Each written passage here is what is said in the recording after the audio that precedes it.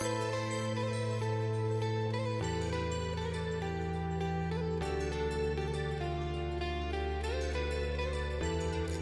guys, welcome back to our YouTube channel. ಇವತ್ತೊಂದು ರೆಸಿಪಿಯನ್ನು ಮಾಡ್ತಾ ಇದ್ದೇವೆ. ಸೊ ಆ ರೆಸಿಪಿಯನ್ನು ನೋಡ್ಕೊಂಡು ಬರೋಣ. ಇವತ್ತು ನಾವು ಲೆಮನ್ ಇದೊಂದು ಪಿಕ್ಕಲ್ ಮಾಡ್ತಾ ಇದ್ದೇವೆ. ನನ್ನ ರೆಸಿಪಿ ಅಲ್ಲ ಇದು, ಅದು ನನಗೆ ಅಷ್ಟು ಎಕ್ಸ್ಪರ್ಟ್ ಏನಲ್ಲ ಅಡಿಗೆಯಲ್ಲಿ ಸಹ. ಹಾಗಾಗಿ ಆಂಟಿ ಹೇಳಿಕೊಟ್ಟ ಒಂದು ರೆಸಿಪಿಯನ್ನು ಮಾಡ್ತಾ ಇದ್ದೇವೆ. ಇದು ಲೆಮನ್ ಅನ್ನು ನಾವು ಕುದಿಯುವ ನೀರಿಗೆ ಹಾಕಿ ಒಂದ್ 2-3 ಕುದಿ ಬಂದ ಕೂಡಲೇ ಇದನ್ನು ತೆಗೆದಿಡ್ತೇವೆ. ಇದು ಸಾಫ್ಟ್ ಆಗಿದೆ. ಇದನ್ನು ಸಣ್ಣ ಸಣ್ಣಕ್ಕೆ ಈ ರೀತಿ ಕಟ್ ಮಾಡಿಕೊಳ್ತೇವೆ. ಈ ರೀತಿ ಸಣ್ಣ ಸಣ್ಣಕ್ಕೆ ಕಟ್ ಮಾಡಿಕೊಳ್ತಾ ಇದ್ದೇನೆ. ಹಾಗೂ ಇದಕ್ಕೆ ಚಿಲ್ಲಿ ಪೌಡರ್ ಒಂದು 3 ಟೀ ಸ್ಪೂನ್ ಆಗುವಷ್ಟು ಚಿಲ್ಲಿ ಪೌಡರ್ ಇದೆ. ಇದು ಗಾರ್ಲಿಕ್ ಅನ್ನು ಜಜ್ಜಿ ಇಟ್ಟುಕೊಂಡಿದ್ದೇವೆ. ಒಂದು 8ರಿಂದ 10 ಗಾರ್ಲಿಕ್ ಇದೆ. ಇದು 3 ಟೇಬಲ್ ಸ್ಪೂನ್ ಆಗುವಷ್ಟು ಕೊತ್ತಂಬರಿ ಹುಡಿ, ಮತ್ತೆ ಇಂಗು ಸಹ ಹಾಕ್ತೇವೆ, ಮತ್ತೆ ಚೂರು ಅರಿಶಿನ ಸಹ. ಇದೆಲ್ಲ ಥಿಂಗ್ಸ್ ರೆಡಿ ಮಾಡಿ ಇಟ್ಟುಕೊಂಡಿದ್ದೇನೆ. ನೆಕ್ಸ್ಟ್ ಅವ್ರು ಹೇಳಿದಾಗ ಅವ್ರು ಹೇಗೆ ಗೈಡ್ ಮಾಡ್ತಾರೆ ಆಮೇಲೆ ನಾ ಕಟ್ ಮಾಡೋದು ಸರಿ ಬರ್ತಾ ಇಲ್ಲ. ಅಷ್ಟು ಕಟ್ ಮಾಡೋದು ಸ್ವಲ್ಪ ಸಾಫ್ಟ್ ಆಗಿದೆ. ಲೆಮನ್ ನೀಟಾಗಿ ಕಟ್ ಮಾಡಬೇಕು. ನೀಟಾಗಿ ಕಟ್ ಮಾಡಿಕೊಂಡು ಇದನ್ನೆಲ್ಲ ಸ್ಲೈಸ್ ಮಾಡ್ತೇವೆ. ಉಪ್ಪಿನಕಾಯಿಗೆ ಹೇಗೆ ಸ್ಲೈಸ್ ಬೇಕಲ್ಲ ಆ ರೀತಿ ತುಂಡು ಮಾಡಿಕೊಳ್ತಾ ಇದ್ದೇವೆ. ಇದೆಲ್ಲ ಲೆಮನ್ ಕಟ್ ಮಾಡಿಕೊಳ್ಬೇಕು. ತೊಟ್ಟನ್ನು ಮಾತ್ರ ತೆಗೆದುಕೊಂಡ್ರೆ ಆಯ್ತು.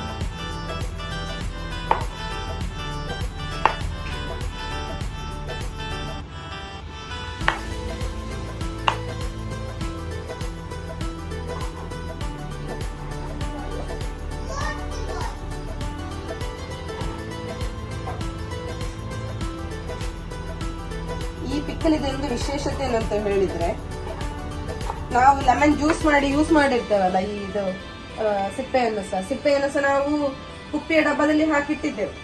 ಅದನ್ನು ಸಹ ಯೂಸ್ ಮಾಡಿಕೊಳ್ಬಹುದು. ಹಾಗಾಗಿ ನೀವು ಲೆಮನ್ ಜ್ಯೂಸ್ ಮಾಡಿ ಅದರ ಸಿಪ್ಪೆಯನ್ನು ಬಿಸಾಕ್ಬೇಕು ಅಂತ ಏನಿಲ್ಲ. ಅದನ್ನು ಯೂಸ್ ಮಾಡಿಕೊಂಡು ಈ ಪಿಕ್ಕಲ್ ಅನ್ನು ತಯಾರಿಸಿಕೊಂಡು ಉಪ್ಪಿನಕಾಯಿ ಮಾಡಬಹುದು.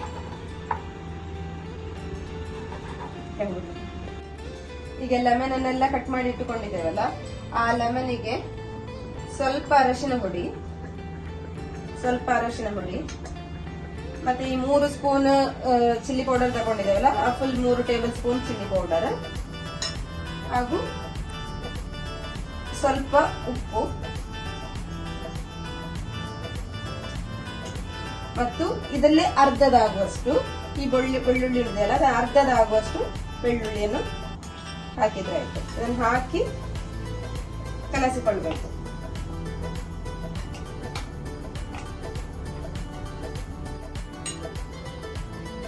ಈಗ ಇದನ್ನೆಲ್ಲ ಹಾಕಿ ಆದ ಮೇಲೆ ಚಿಲ್ಲಿ ಪೌಡರ್, ಅರಶಿನ ಮತ್ತೆ ಉಪ್ಪು ಎಲ್ಲ ಹಾಕಿ ಆಗಿದೆ. ಈಗ ಈ 3 ಟೇಬಲ್ ಸ್ಪೂನ್ ಅಷ್ಟು ಕೊತ್ತಂಬರಿ ಹುಡಿ ಇತ್ತಲ್ಲ, ಈ ಕೊತ್ತಂಬರಿ ಹುಡಿಯನ್ನು ಸೇರಿಸಿಕೊಳ್ಳುವ. ಕೊತ್ತಂಬರಿ ಹುಡಿಯನ್ನು ಸೇರಿಸಿಕೊಂಡು ಚಂದ ಮಾಡಿ ಕಲಸಿಕೊಂಡ್ರೆ ಆಯ್ತು. ಇದು ಮಸಾಲೆ ಸ್ಮೆಲ್ಲಿಗೆ ಬಾಯಲ್ಲಿ ನೀರು ಬರ್ತಾ ಇದೆ.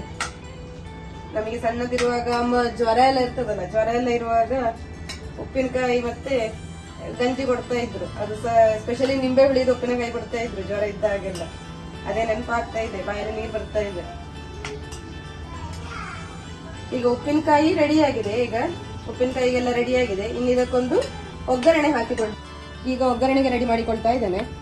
ಒಗ್ಗರಣೆಗೆ ಫಸ್ಟ್ ನಾನಿಲ್ಲಿ ಯೂಸ್ ಮಾಡ್ತಾ ಇರೋದು ನಮ್ಮ ಊರಿದ್ದು ಮನೆಯಲ್ಲಿ ಮಾಡಿದ್ದು ತೆಂಗಿನ ಎಣ್ಣೆ. ಸ್ವಲ್ಪ ಎಣ್ಣೆ ಜಾಸ್ತಿಯೇ ಬೇಕು. ತೆಂಗಿನ ಎಣ್ಣೆ ಯೂಸ್ ಮಾಡ್ತಾ ಇದ್ದೇನೆ. ಇದಕ್ಕೆ ಎಳ್ಳೆಣ್ಣೆ ಸಹ ಹಾಕಿಕೊಳ್ಬಹುದು. ಎಳ್ಳೆಣ್ಣೆ ಹಾಕೋರು ಎಳ್ಳೆಣ್ಣೆ ಸಹ ಹಾಕಿಕೊಳ್ಬಹುದು. ಸ್ವಲ್ಪ ಜಾಸ್ತಿ ತೆಂಗಿನ ಎಣ್ಣೆ ಬೇಕು. ಮತ್ತೆ ಇದು ಎಣ್ಣೆ ಬಿಸಿ ಆಗ್ಲಿ. ಈಗ ಎಣ್ಣೆ ಬಿಸಿ ಆಗಿದೆ. ಎಣ್ಣೆ ಕಾದ ಎಣ್ಣೆ ಈಗ ಸಾಸಿವೆ ಹಾಕ್ತಾ ಇದ್ದೇನೆ. ಸಾಸಿವೆ ಆದ್ಮೇಲೆ ಇದು ಕಾದ ಎಣ್ಣೆಗೆ ಸಾಸಿವೆ ಇದಾಗಿದೆ. ಅದಕ್ಕೆ ಮೆಣಸು ಮತ್ತೆ ಮೆಂತೆ, ಒಂದು ಅರ್ಧ ಸ್ಪೂನ್ ಆಗುವಷ್ಟು ಮೆಂತೆ ಚೂರು ಕೆಂಪಾದ ಕೂಡಲೇ ಗುದ್ದಿಟ್ಟ ಬೆಳ್ಳುಳ್ಳಿ,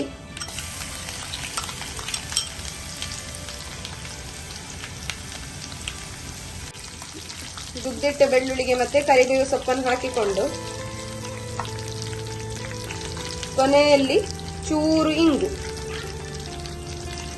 ಇಂಗನ್ನು ಹಾಕೊಂಡು ಈಗ ಒಗ್ಗರಣೆ ರೆಡಿ ಆಗಿದೆ. ಇದಕ್ಕೆ ಆದಷ್ಟು ಎಳ್ಳೆಣ್ಣೆ ಹಾಕಿದ್ರೆ ಒಳ್ಳೇದಾಗ್ತದೆ. ನನಗೆ ಎಳ್ಳೆಣ್ಣೆ ಇಲ್ಲದ ಕಾರಣ ತೆಂಗಿನ ಎಣ್ಣೆಯನ್ನು ಬಳಸಿಕೊಂಡಿದ್ದೇನೆ. ಈಗ ಒಗ್ಗರಣೆ ರೆಡಿ ಆಗಿದೆ. ಒಗ್ಗರಣೆ ಆದ ಕೂಡಲೇ ಹಾಕುವಾಗಿಲ್ಲ, ಇದು ಸ್ವಲ್ಪ ತಣ್ಣಗಾಗ್ಲಿಕ್ಕೆ ಬಿಡ್ತೇವೆ. ತಣ್ಣಗಾದ ಮೇಲೆ ಇದನ್ನು ಉಪ್ಪಿನಕಾಯಿಗೆ ಹಾಕಿಕೊಂಡ್ರೆ ಆಯ್ತು.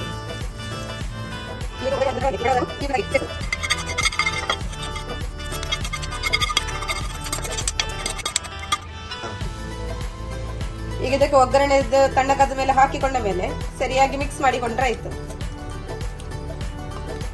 ಇದನ್ನು ಮಿಕ್ಸ್ ಮಾಡಿ ಈಗ ಈ ಉಪ್ಪಿನಕಾಯಿಯನ್ನು ಒಂದು ಗ್ಲಾಸ್ ಜಾರಿಗೆ ಹಾಕಿಕೊಂಡು ಅದನ್ನು ನೀವು ಫ್ರಿಡ್ಜ್ ಅಲ್ಲಿ ಸ್ಟೋರ್ ಮಾಡಿಕೊಳ್ಬಹುದು. 1 ತಿಂಗಳ ತನಕ ಸಹ ಸ್ಟೋರ್ ಮಾಡಬಹುದು. ಇದನ್ನು ತುಂಬಿಸಿ ಇಡುವ. ಮತ್ತೆ ಎಲ್ಲರೊಮ್ಮೆ ಈ ರೆಸಿಪಿಯನ್ನು ಟ್ರೈ ಮಾಡಿ, ಹೇಗಾಗಿದೆ ಅಂತ ಒಂದು ನಂಗೆ ಕಮೆಂಟ್ ಬಾಕ್ಸ್ ಅಲ್ಲಿ ಕಮೆಂಟ್ ಮಾಡಿ. ಎಲ್ಲವನ್ನು ತುಂಬಿಸಿ ಈ ರೆಸಿಪಿಯನ್ನು ಒಮ್ಮೆ ಟ್ರೈ ಮಾಡಿ.